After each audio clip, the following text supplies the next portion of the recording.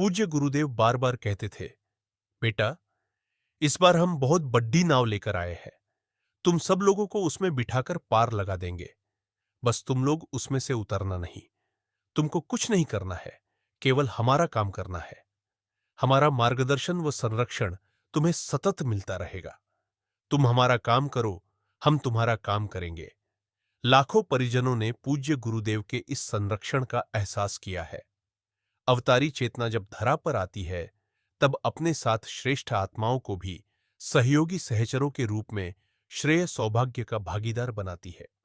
जन्म जन्मांतरों से उनके साथ जुद्धी हुई वे आत्माएं, जो उनकी सहयोगी सहचरी रही हैं, उन्हें वह फिर से संगठित करती है और अपने प्रयोजन को पूरा करती है। भगवान राम आए तो उनके साथ वे रीछ वानरों के रूप में आई। भगवान कृष्ण आए तब उनका साथ ग्वाल बालों ने दिया। युग निर्माण का कार्य भी बहुत बड़ा कार्य है। इसके लिए भी महान आत्माओं को अवतरित होना पड़ेगा। वे कहते थे, जैसे गोताखोर गहरे समुद्र में से बहुत मेहनत करके कुछ मोती खोज पाते हैं, वैसे ही हमने अपनी सबसे ज्यादा तप शक्ति ऊंचे स्तर की संस्कारवान दिव्य आत्माओं को अपने आंचल में समेटने में लगाई है। बेटा, हमारा तुम्हारा जन्म जन्मांतरों का साथ है।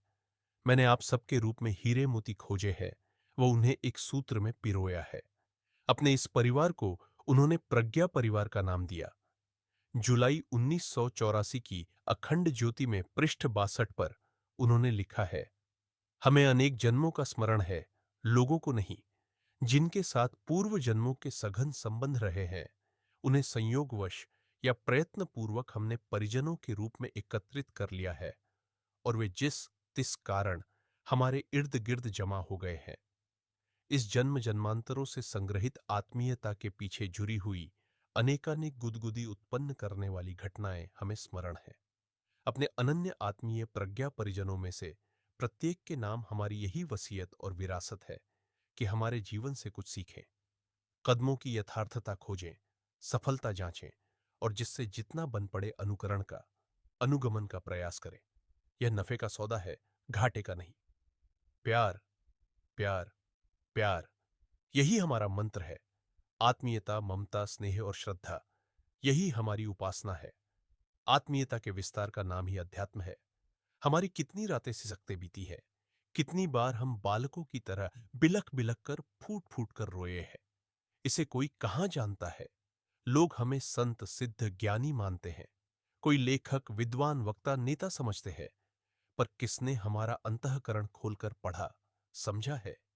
कोई उसे देख सका होता तो उसे मानवीय व्यथा वेदना की अनुभूतियों की करुण कराह से हाहाकार करती एक उद्विग्न आत्मा भर इन हड्डियों के ढांचे में बैठी बिलखती दिखाई पड़ती। मेरे विचारों में, मेरे साहित्य में मेरी इच्छाओं को ढूंढो, उन शिक्षाओं का अनुसरण करो जो मेरे गुरु ने मुझे दी थी और जिसे मैंने तुम्हें दिया है। सदैव अपनी दृष्टि लक्ष्य पर स्थिर रखो। अपने मन को मेरे विचारों से परिपूर्ण कर लो। मेरी इच्छा और विचारों के प्रति जागरूकता, स्थिरता और भक्ति में ही शिष्यत्व है। पंडित श्रीराम शर्मा आचार्य।